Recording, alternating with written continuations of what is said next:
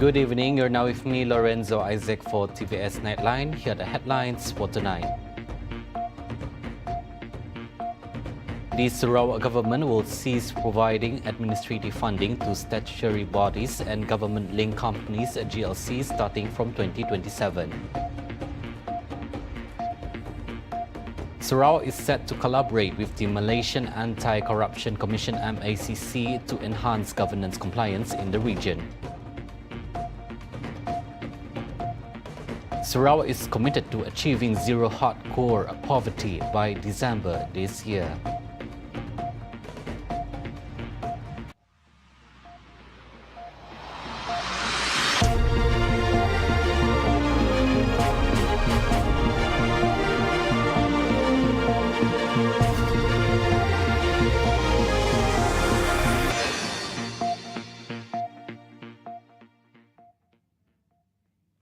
Premier Sarawak Dato' Patinggi Tan Sri Abang Johari Tun Openg announced that the Sarawak government will cease providing administrative funding to statutory bodies and government-linked companies at GLC starting from 2027. The Sarawak Economic Development Corporation SEDC and Bintulu Development Authority BDA are the first GLCs to be affected about this decision. Their potential is there. Yeah. For instance, SEDC, I don't mean to share, SEDC has a stake in methanol. They can get income from methanol. So I don't have to give them money anymore for them to run SEDC. The same with BDA. BDA has a lot of potential of investment. Sebab Samalaju is there. You know, they must find ways. But I give them guidelines.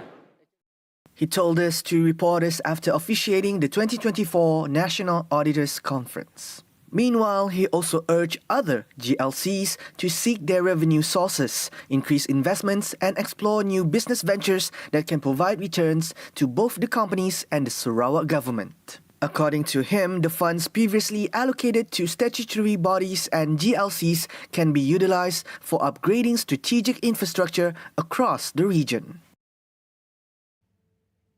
The implementation of the Ombudsman Ordinance 2023 has resulted in a positive financial impact for Sarawak, particularly in the expenditure performance of the 12th Malaysia Plan. Premier Sarawak Dato' Patinggi Tan Sri Abang Johari Tun Openg announced that Sarawak recorded an increase in expenditure to 7.191 billion ringgit in 2023 compared to 6.263 billion ringgit in 2022. He noted that Sarawak's expenditure increased by 14.8%, amounting to 0.928 billion ringgit in 2023 compared to the previous year. Kerajaan Sarawak, pimpinan saya lihat bahawa ini adalah penting. Integrity is important. Dan kita mesti mempunyai pendekatan yang agak ketat. Khasnya dalam kita menguruskan keuangan public income. He added that Sarawak will continue to strengthen governance efforts within its management system to reduce leakage. For the record, Sarawak passed the Ombudsman's Ordinance Bill on November 20th last year. The ordinance was introduced to ensure checks and balance, as well as to allow the government to improve service delivery systems and procedures. Sarawak is once again the host for this year's National Auditors Conference, convening auditors from across the state and federal departments under the Malaysian Institute of Accountants MIA as well as the Institute of Internal Auditors Malaysia. Earlier tonight, over 600 auditors were feted to a state dinner at Riverside Majestic Hotel, Kuching, attended by Deputy Premier Sarawak, Dato' Amar Dr. Sim Kui Hian, and Cheryl Shamina has the details. Over to you, Cheryl. All right, thank you, Lorenzo, from the studio. You're now with me, Cheryl Shamato, and I'm now currently at the Grand Ballroom at the Astana wing of Riverside Majestic Hotel in Kuching, where earlier on tonight we had the state dinner in conjunction with the National Auditors Conference 2024, in which Sarawak is definitely the hosting region for this year's conference.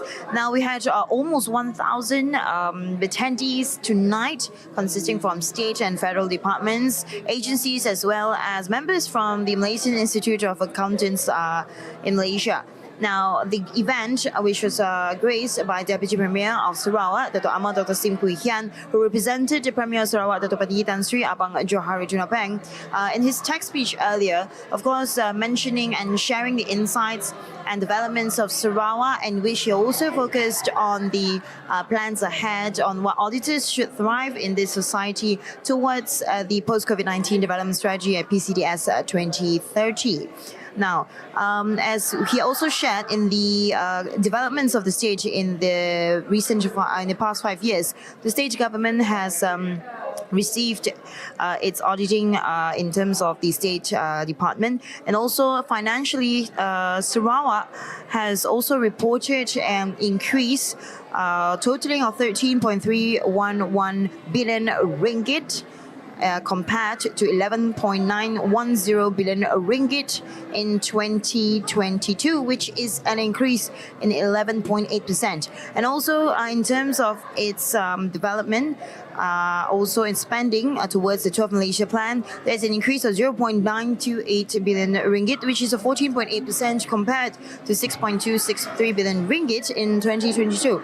Now, this definitely shows that the Sarawak government has done a very strenuous plan in ensuring the spending and expenditure for the state is well spent and also to thrive in the near future. Now, that's all I can share with you. For further insights, do stay tuned to TVS's official website at tvsarawak.my, and of course, all of TVS's social media platforms. You know, with me, Shah Chamato, and videographer Muhammad Rafiq for TVS Kuching. Over to you, Lorenzo. Thank you, Cheryl, for the update. Moving on to the next news, Sarawak is set to collaborate with the Malaysian AntiCorruption Commission to enhance governance compliance in the region. Premier Sarawak, Dato' Patinggi Tan Sri Abang Johari Tun Openg, announced that certified integrity officers will be placed in every department under the Sarawak government. Kita kembangkan, mantapkan ombudsman kita supaya at the end of the day they comply. Tata kelola ini, they comply with whatever discipline that they need to observe. Perkara ketiga, saya rasa yang penting adalah integrity. Sarawak, kita minta bantu SPRN, di mana kita ada CDI Pro officers attached to kita punya department. He added that if this strategy is implemented, Sarawak will be able to manage economic and governance affairs more effectively. Dan kalau ini berlaku, insya-Allah, saya rasa ekonomi kita dapat diuruskan dengan baik dan memberi manfaat kepada stakeholders, khasnya rakyat jelata. He said this in his speech at the National Auditors Conference 2024 at the Borneo Convention Centre, Kuching, BCCK, on Tuesday. Premier Sarawak, Dato' Patinggi Tan Sri Abang Johari Tun Openg, believes that those authorized to evaluate and make decisions on religious rulings should include experts, especially on issues related to current scientific and technological advancements. He said that some related fatwas requiring accurate decision in issuing rulings that will serve as a foundation for managing and developing the community. He emphasized that these issues must be discussed and viewed from all perspectives based on the Quran and Hadith to provide accurate and appropriate decisions on matters faced by Muslims and the broader society. Saya ambil contoh, dulu tidak ada klon, sekarang sudah ada klon, di mana haiwan boleh mukanya sama, bentuknya sama. Apakah klon ini hukumnya? Jadi nanti besok saya tak tahulah. Kalau ada dua manusia yang sama macam mana? Apa hukumnya? Kalau dia gunakan ilmu sains ini, kita tak boleh tahu kerana sudah ada robot. Robot ini mesin. Tetapi sekarang seorang robot macam manusia. Perjalanannya macam manusia. Apakah hukumnya di antara robot dengan manusia? Kalau pergi kita bedah, dia tak guna nas lagi, dia guna robot. Apa hukumnya? Jadi ini adalah satu perubahan sains yang sudah tentu memberikan satu keadaan lain daripada yang lain.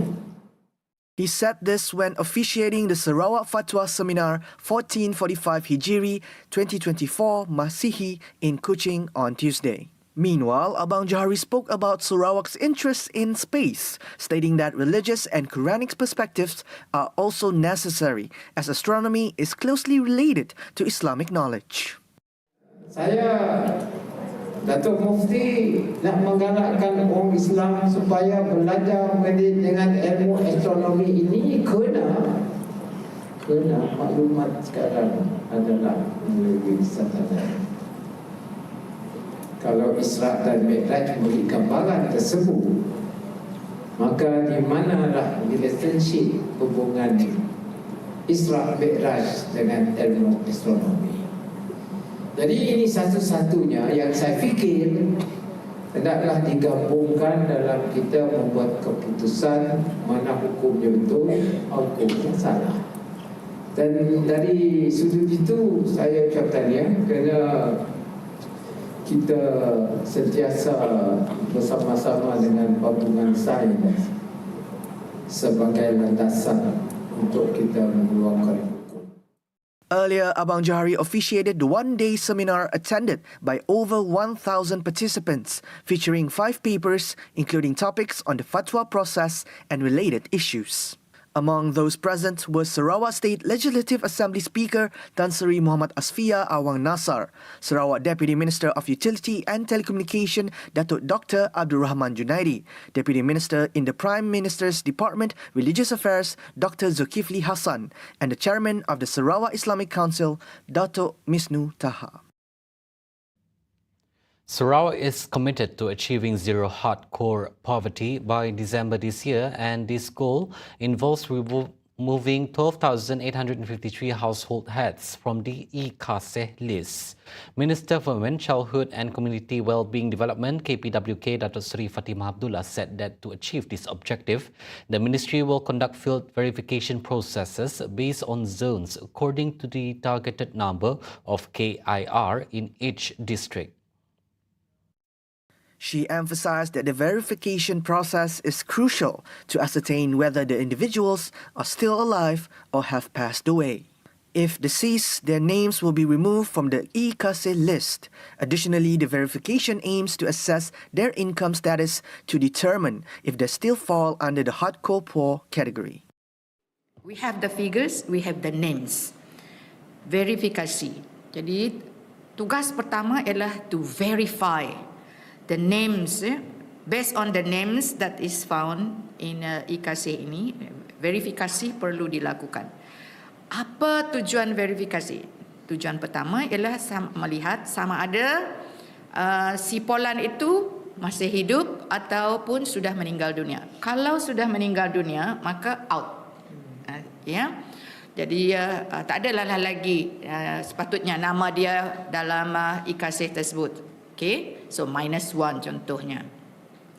Bila kita verifikasi, nombor 2, kalau masih hidup, kita nak lihat dari segi pendapatannya. Adakah pendapatannya dalam miskin tegar ataupun sudah melepasi miskin tegar? Kalau sudah melepasi miskin tegar, then nama dia sepatutnya tak ada lagi di situ. She told this to reporters during a briefing on the work plan for the KPWK's focus group on community well-being at the Baitul Maqmur second building in Kuching today. Fatima added that age is a crucial factor in determining whether the listed individuals are still productive and capable of working. This ensures appropriate assistance is provided and helps in removing them from the hardcore poor category. Dan kalau misalnya masih produktif, boleh bekerja atau di sebaliknya tidak produktif, bantuan kalau belum menerima bantuan maka akan dibuat padanan. So matching bantuan daripada JKM kah, bantuan daripada Baitul Mal kah, bantuan daripada agensi-agensi lain. Ya. So ini the next step, pemadanan dari segi pemberian bantuan. Ya, pemberian bantuan. Dan sekiranya sudah diberi bantuan, katalah bantuan di bawah skim warga mas, bantuan untuk warga mas sebulan 500. Jadi kalau 500 itu ditambah dengan pendapatan sedia ada isi rumah tu tadi dan melepasi garis kemiskinan, dan maknanya satu lagi kes exit. Under the KPWK's Community Wellbeing Initiative, a focus group and 3 task force based on zones, Southern, Central and Northern, have been established to implement poverty eradication measures. To achieve this goal, the ministry will collaborate with the Sarawak State Development Office, strategic partners, state departments and agencies, district officers and all residents. For the record, as of June 1st, 2024, Sarawak's hardcore poor statistics show 12,853 KIR listed as hardcore poor, compared to 26,819 in the same month last year. The long-awaited improvement of clean water supply system for Pulau Bruit residents is set to become a reality as the upgrade project for the area's water supply system has now reached 91.08% physical progress. Minister of Utilities and Telecommunications Dato' Sri Julaihi Narawi said that once completed, the project will enable the Rural Water Supply Department JBOP to meet the increasing demand for water on Pulau Bruit, projected to accommodate the population of up to 16,600 by 2040 in the area. Sasaran dia jadual bila tadi, Itin? Sampai Oktober. So kita sasarkan kalau mengikut jadual, the contractor mesti siapkan kerja menjelang bulan Oktober nanti. Dan physical je lah. Physical construction. Lepas tu kita buat testing and commissioning. Testing and commissioning akan memakan masa lebih dalam masa sebulan. Dan masa itulah kita akan nanggap ada air keruh, air semua sekali. Kalau ada bocor, kita aturkan semula supaya si bocor. He said this to reporters after visiting the water pump station and high-level reservoir tanks with the Deputy Minister in the Sarawak Premier's Department, Corporate Affairs, Information and Public Relations, and also State Assemblyman for Semop, Dato' Abdullah Saidol in Serdang, Semop, Saai, Penimbong and Penipah. Elaborating further, Julaihi mentioned that currently contractors are conducting testing and commissioning on completed project components, such as the pump stations in Serdang and Saai, to deliver ready components to JELBOP.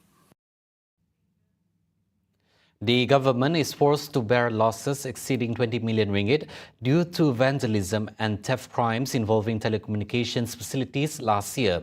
Minister of Utilities and Telecommunications Dato' Sri Julaihi Narawi said that vandalism issues against utilities and telecommunications facilities remain a significant challenge faced by his ministry. Pada tahun lepas sahaja, ianya melibatkan kerugian, saya ingat kalau saya tak silap, the last meeting is about 20 million. 20 million. Lebih. More than 20 million. You see, kalau ini aset kerajaan, pertama kerugian dari segi nilai aset itu sendiri. Kedua, ianya mengganggukan kemudahan bekalan.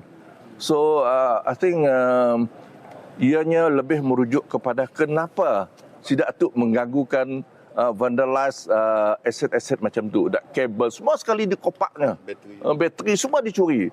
Menyebabkan kemudahan orang awam marah. Jadi ianya lebih merujuk kepada ada pembeli dan ada pembekal. In connection with this, Julaihi urged stricter enforcement of laws to ensure such incidents do not repeat in the future. In related developments, the government is launching a massive anti-vandalism campaign to raise awareness about the negative impacts of vandalism on society. Regarding telecommunications coverage, Julaihi mentioned that Sarawak government, together with the federal government, through various agencies, will continue efforts to expand and improve telecommunications coverage in Sarawak over time. Coming up right after the break, PNB pays out 13.3 billion ringgit income distribution and Dagestan attack toll hits 20. Right here on Tvs Nightline, stay tuned.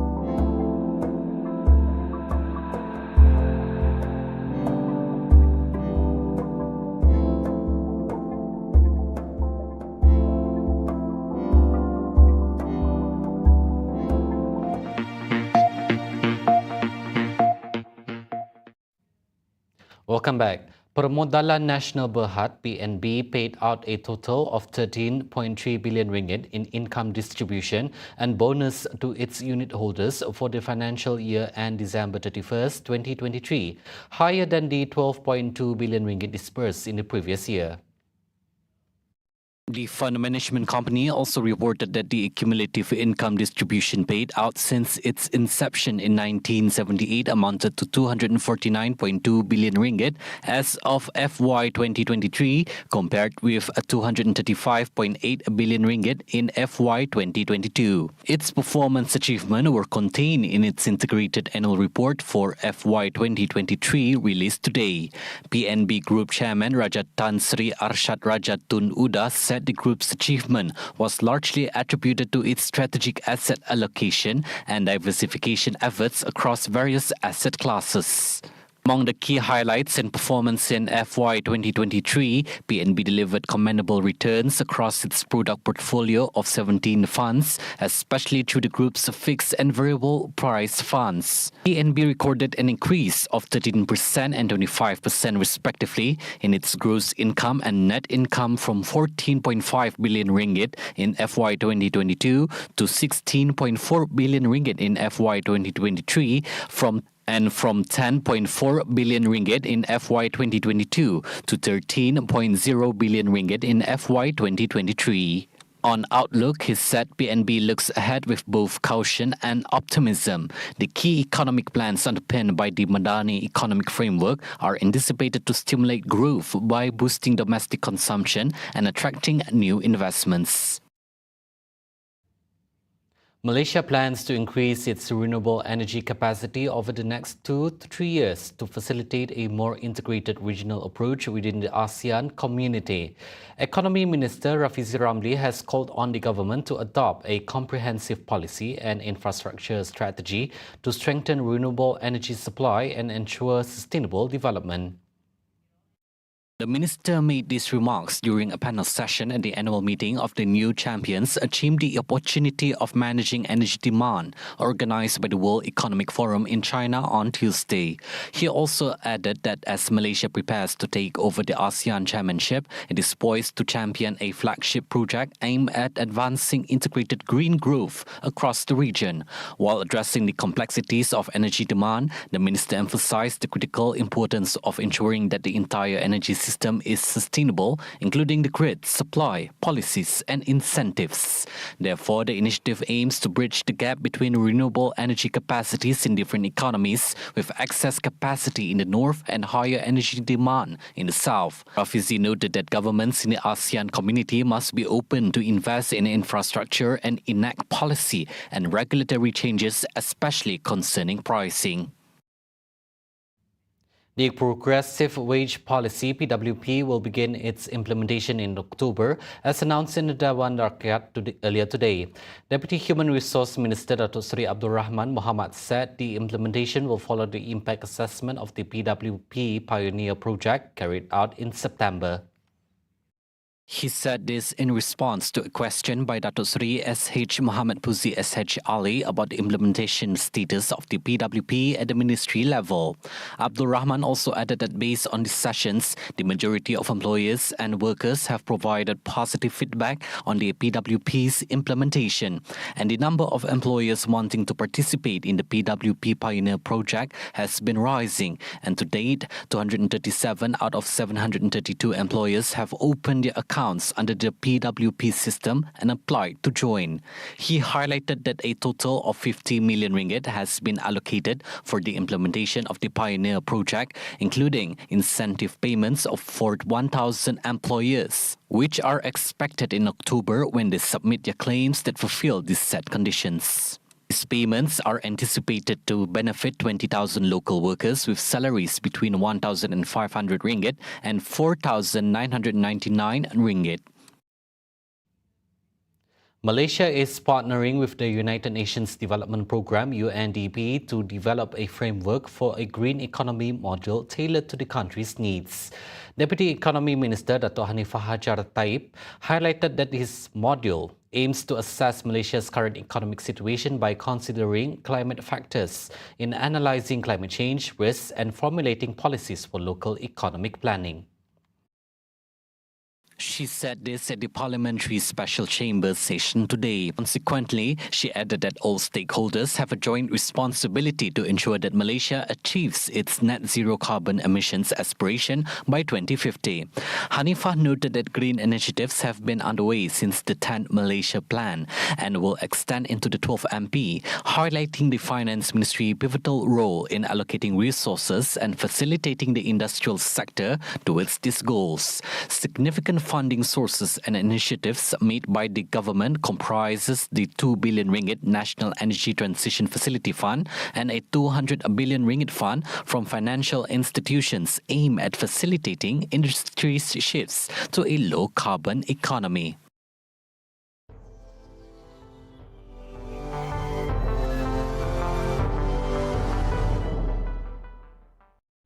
On to world news. The death toll from a series of brazen attacks on churches and synagogues in Russia's mainly Muslim region of Dagestan rose to 20 on Monday. The incident happened after a gunman went on the rampage in a coordinated attack in two of the republic's most important cities. The attack on Sunday came just 3 months after Islamic State IS group fighters killed more than 140 in a Moscow concert hall, the deadliest attack on Russia for almost 20 years, raising fresh questions about Russia's security apparatus.